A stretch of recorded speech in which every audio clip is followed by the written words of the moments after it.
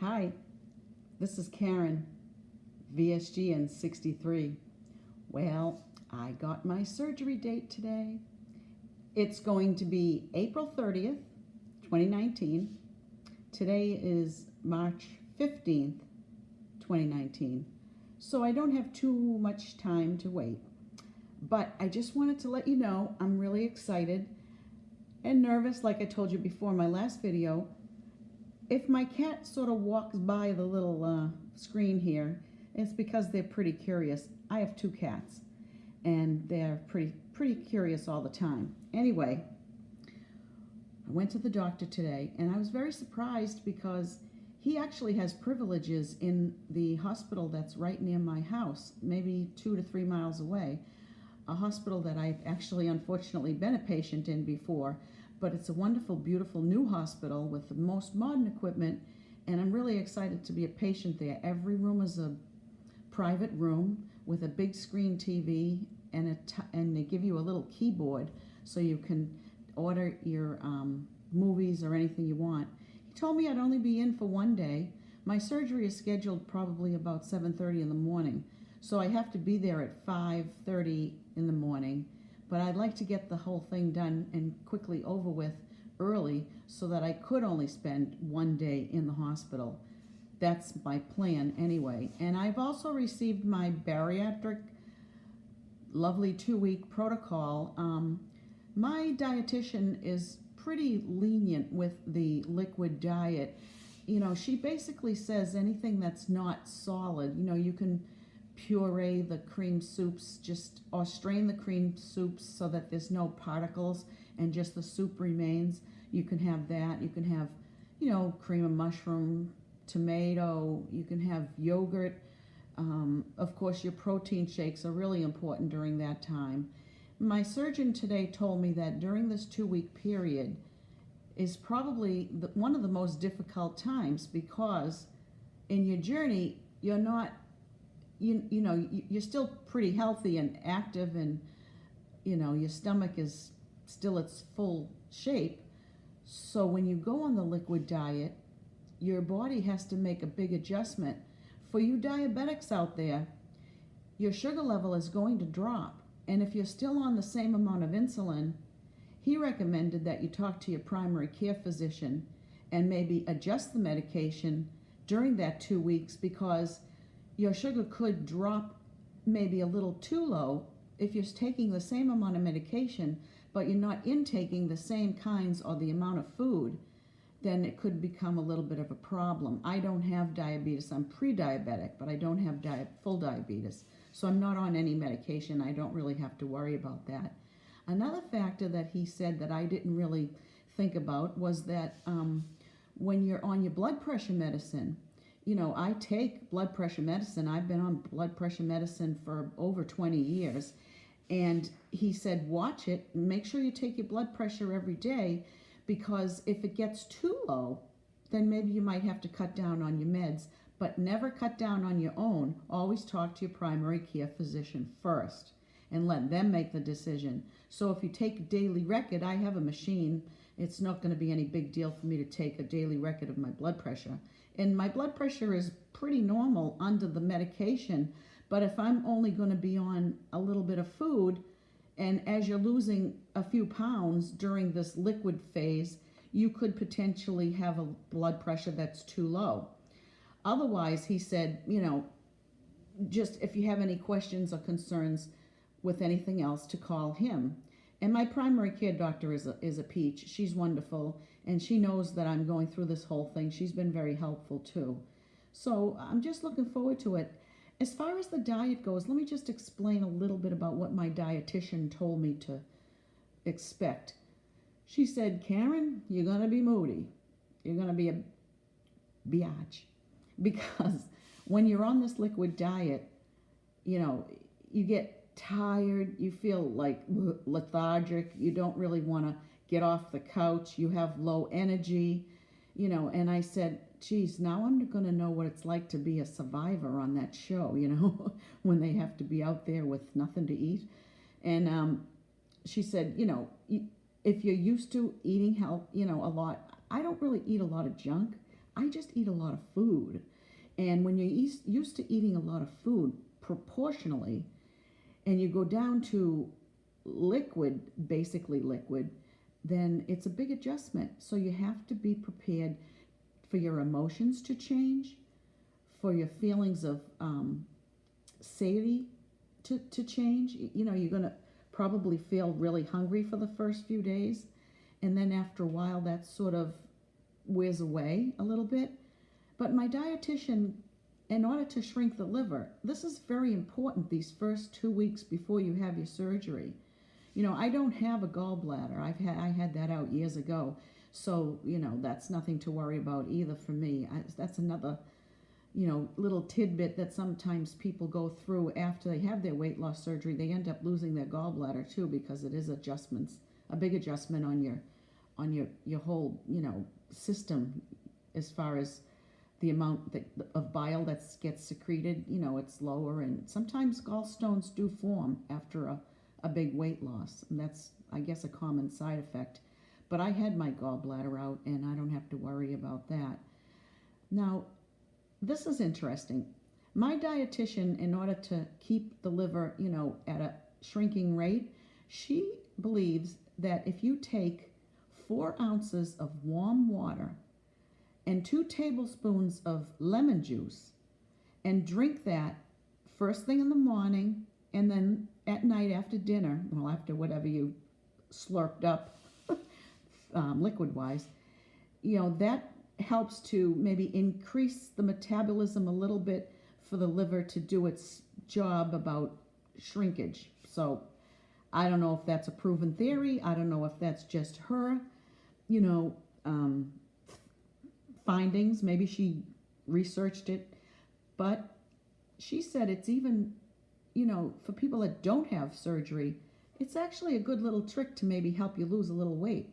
You have 4 ounces of warm water with 2 tablespoons of lemon juice in the morning and then at night. And it's supposed to, you know, curb your appetite or, you know, help your liver or whatever it does. But I'm going to do it. I am going to do everything that they're telling me, because I don't want any complications. Of course, you know, in any kind of surgery, there's always the chance, you know, the risks. They describe them to you. But I'm not really, you know, afraid of the risks. I'm more afraid of this stupid 2-week diet. I mean, it seems like it's going to be a big task for me, because I'm really a big eater. I'm not a sweets eater, like I said. Of course, I like my sweets, but I'm not the type of person that has cookies, candies, brownies, ice cream hanging around the house. I just won't do it, because I know myself, my willpower is nil.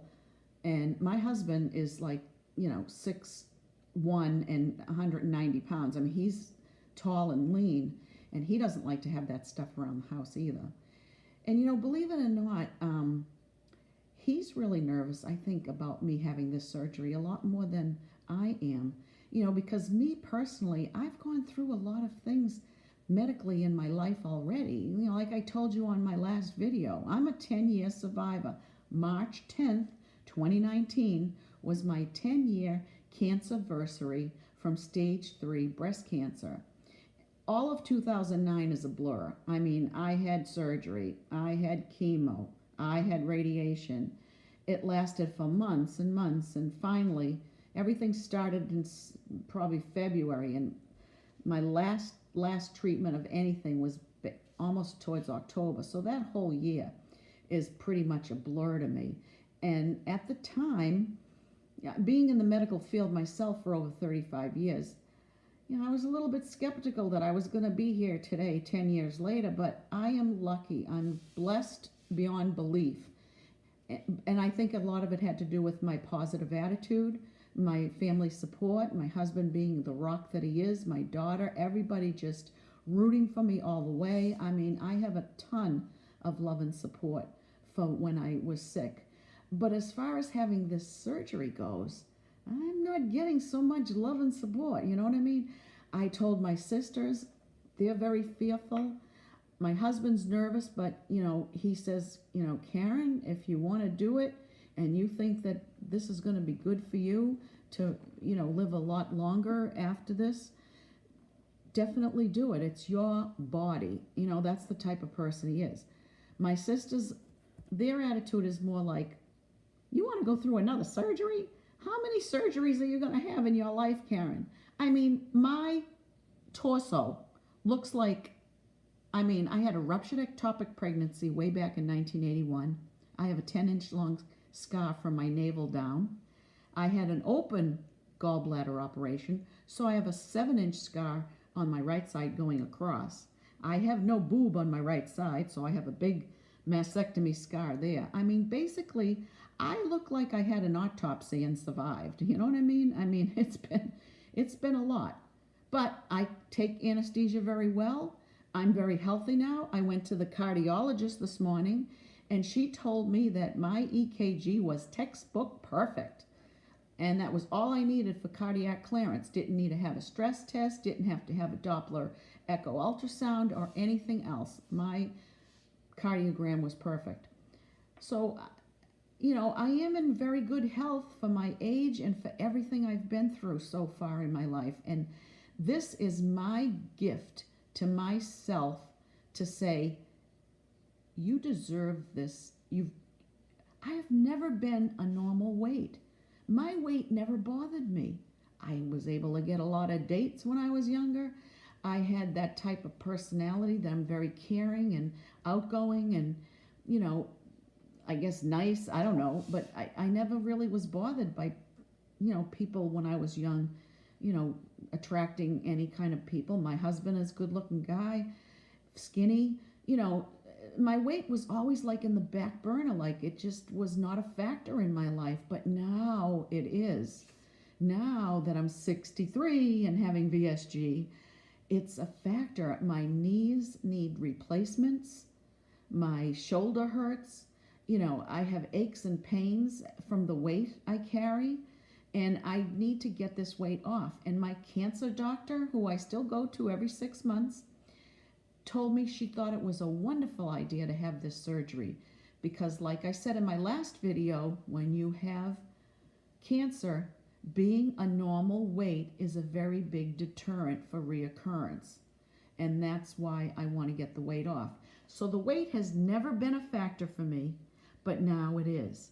And the only way, and a safe way, and the best way, and the most way to remain long term is to have this VSG surgery. Because like I said, my problem is food management, control of portions. And this, I hope to God, will help me with that by being not able to eat so much at one time, you know.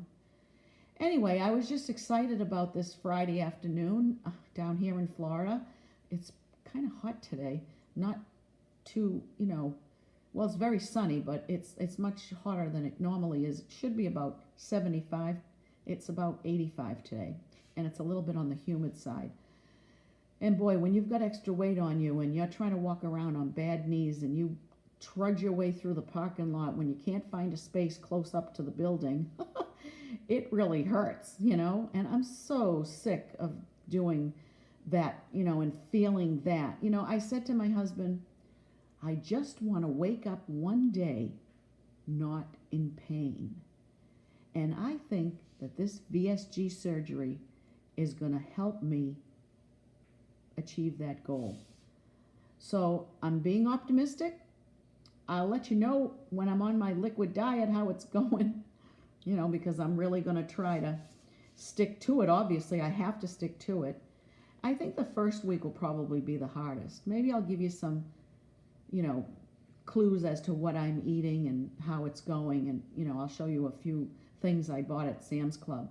I usually buy my protein shakes and my protein bars and my protein water from Sam's Club. That they seem to be pretty reasonable.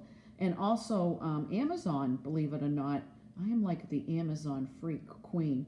My husband just laughs every time I can't get away with anything with him, because when I make a purchase on our credit card, he gets a little ding, you know, in his email. And anything over $25, it's a security thing for him, you know, like in case somebody stole our credit card. But he What did you buy today, Karen? What did you buy? I mean, I can't even, I'm not a clothes hog because I don't like the way I look in clothes. Maybe I will in about 6 months or so. I don't know. Then, God help me, I'll be really pressing that Amazon buy button. I just buy stupid little gatsy things, like, anything from little knick-knacky things to decorations. I even bought a toilet. My father's moving in, and he's going to have his own bedroom, bathroom, and everything, and the toilet in there wasn't really working that well, so I went on Amazon and bought a toilet. And I did that because I can't lift a freaking toilet when I go to Home Depot and throw it in the back of my car. My car won't fit it. Plus, they charge $70 to, deliver it. So I bought a toilet on Amazon. They delivered it, no charge. I'm a Prime member. Called up my local plumber. He came down the next day and installed it. All done with his toilet. Anyway, I've got to go because I've been blabbing on too much. Just remember, it's Karen, VSG, and 63. I'll keep you sort of semi-informed. Like I said, I am really not good at these videos. I don't know how to edit. I don't have anything, I'm not going to spend money on the software. I'd rather spend it on Amazon stuff. So I'm just going to go with the flow. And if you like to listen to me gab away, just please do. I'm also on Instagram and Facebook. So look me up. Become my friend. Okay? Take care, and we'll see you soon.